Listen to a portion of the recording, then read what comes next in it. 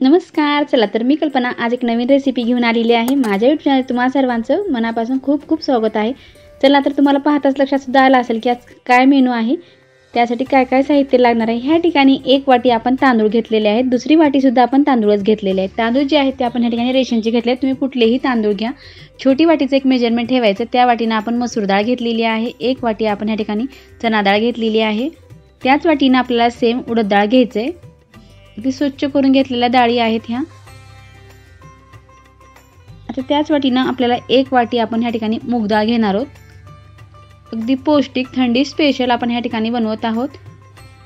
आपल्याला वाटीचं प्रमाण सेम ठेव. त्याच वाटीनं आपण एक वाटी तूर डाळ घेतलेली आहे. आता सर्व डाळी आपल्या घेऊन झालेल्या आहेत. ह्या ठिकाणी एक चमचा इतका आपण मेथ्या घेतलेल्या आहेत. मेथ्यामुळे अगदी छान भन्नाट पदार्थ होतो, नक्की टाका. आता ह्या ठिकाणी सर्व डाळी टाकून झाल्या, आपल्याला स्वच्छ धुवून घ्यायचे.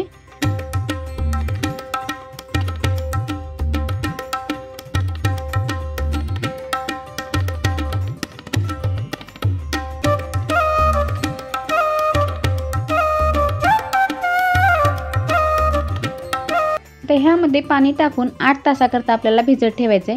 हे जे मी भिजू घातलेला टायमिंग आहे ते मी सकाळीच घातलेलं आहे आणि संध्याकाळी मी हे मिक्सरला काढणार आहे.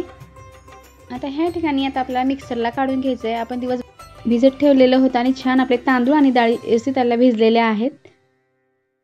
आता आपल्याला ह्यामधलं पाणी काढून टाकायचं आहे आणि मिक्सरच्या भांड्यात टाकल्यानंतर बारीक वाटण करून घ्यायचे.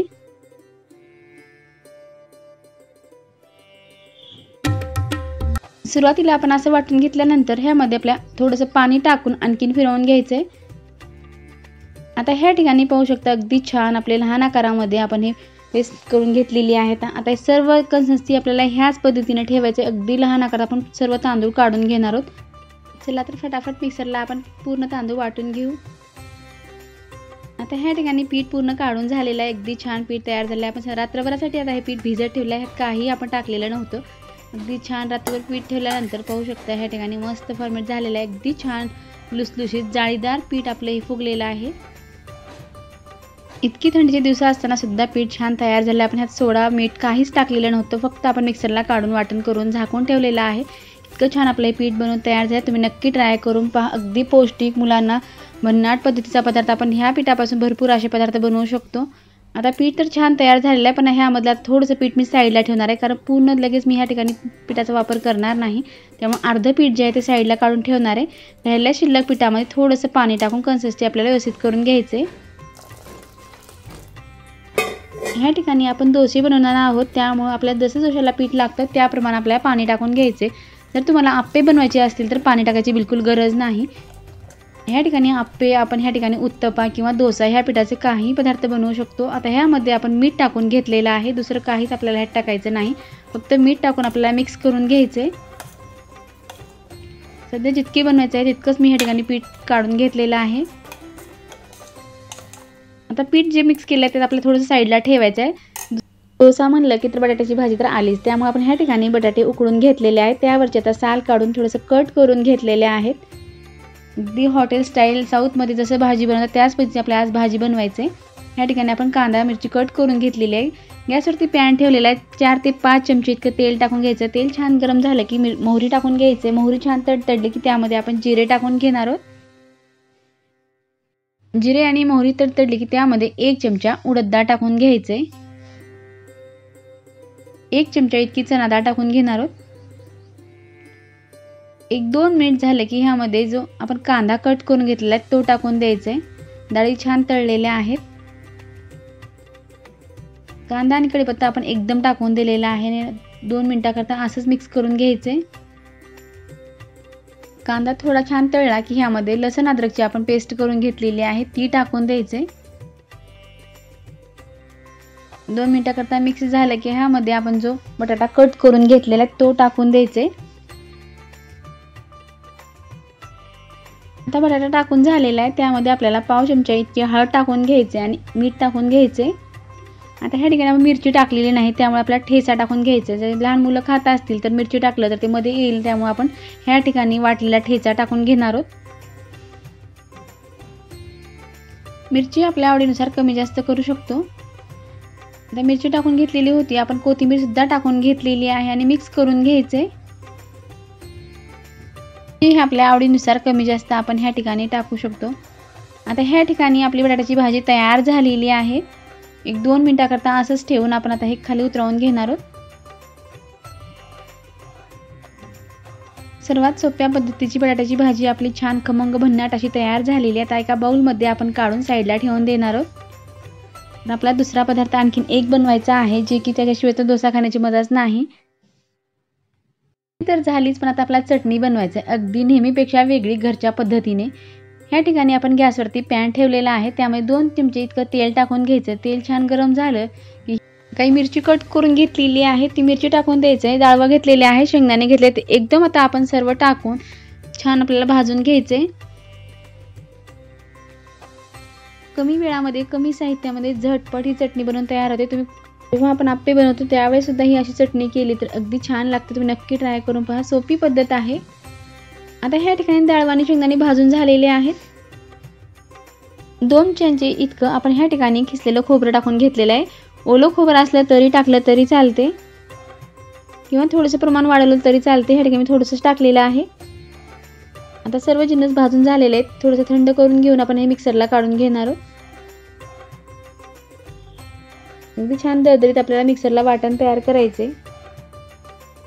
आता सर्व टाकून झालं की अर्धा चमचे जिरे टाकून घ्यायचे, अर्धा चमचा इतकं मीठ टाकलेलं आहे, भरपूर अशी कोथिंबीर आपल्याला टाकून घ्यायचे। आता छान वाटण तयार करून घेतलेलं आहे, पाहू शकता अगदी छान खमंग आपलं वाटण तयार झालेलं आहे। आता ह्यामध्ये तुम्ही नुसतं पाणी टाकून चटणी वाटून घेतलं तरी चालते, पण मी ह्या ठिकाणी चवीसाठी 4 ते 5 चमचे इतकं आपण दही टाकून घेणार आहोत। अगदी ताजं फ्रेश असं दही घ्यायचंय। पाणी टाकून सुद्धा वाटलं तरी सुद्धा चटणी अगदी छान लागते, पण दह्यामुळे थोडंसं आंबटपणा येतो, त्यामुळे आपण दही टाकून घेतलेलं आहे। आता थोडंसं पाणी टाकून कन्सिस्टन्सी ॲडजस्ट करण्यासाठी आपण हे वाटण तयार करून घेतलेलं आहे आणि चटणी आपली भन्नाट बनवून तयार झालेली आहे। चटणी तर तयार झाली, त्यावरतून आपल्याला तडका टाकून घ्यायचे। त्यासाठी ह्या ठिकाणी पॅन घेतलेला आहे। पॅन जे आहे त्या अगोदर आपण शेंगदाणे जे आहे ते भाजून घेतलेलाच पॅन आहे, त्यामध्ये 1 चमचा तेल आहे। गरम करून 1 चमचा मोहरी, 1 चमचा जिरे, थोडासा कढीपत्ता टाकून आपण ह्या ठिकाणी तडका तयार करून घेतलेला आहे। गॅस बंद केल्यानंतर आपण जी चटणी बनवून घेतली ती टाकून दिलेली आहे। आता गॅस बंद केलेला आहे, आपण गॅस चालू ठेवायचा नाही। आता ही चटणी जी आहे ती आपण लगेच दुसऱ्या बाउलमध्ये काढून घेणार आहोत, कारण पॅन गरम आहे। आता ह्या ठिकाणी आपली भन्नाट चवीची चटणी जी आहे तयार झालेली आहे, ती सुद्धा आपल्या साईडला ठेवायचं आहे। चटणी तर तयार झाली, आता चटणी सोबत खाण्यासाठी आता आपण डोसा बनवूया। आता ह्या ठिकाणी गॅसवरती तवा ठेवलेला आहे, तवा छान थोडा गरम झाला की ह्यावरती आपण थोडंसं तेल लावून घेतलेलं आहे। आता पळीने आपण थोडं थोडं करून पीठ टाकून आपल्याला स्प्रेड करायचं आहे, अगदी हलक्या हाताने आपल्याला स्प्रेड करायचा आहे। बिलकुल डोसा हा बिघडत नाही, अगदी पौष्टिक मिक्स डाळीचा डोसा अगदी भन्नाट होतो। तुम्ही एक वेळेस नक्की ट्राय करून पहा। नेहमी आपण उडद डाळ आणि तांदळाचा डोसा तर बनवतोच, पण ह्या पद्धतीचा डोसा बनवून पहा, अगदी बिघडणार सुद्धा नाही आणि अगदी चवीला खूप भन्नाट लागतो। आता ह्या ठिकाणी स्प्रेड करून झालेला आहे, 1-2 मिनिटाकरता असंच ठेवायचं आहे। 2 मिनिट झाले की वरतून आपण थोडंसं तेल टाकून घेणार आहोत, जे की आपण तेल खूप कमी लावलेलं आहे। पहिलाच डोसा आहे, सुरुवातीला तेल लावावं लागतं, नंतरचे जेव्हा आपण डोसे बनवतो त्यावेळेस तेल बिलकुल लागणार नाही।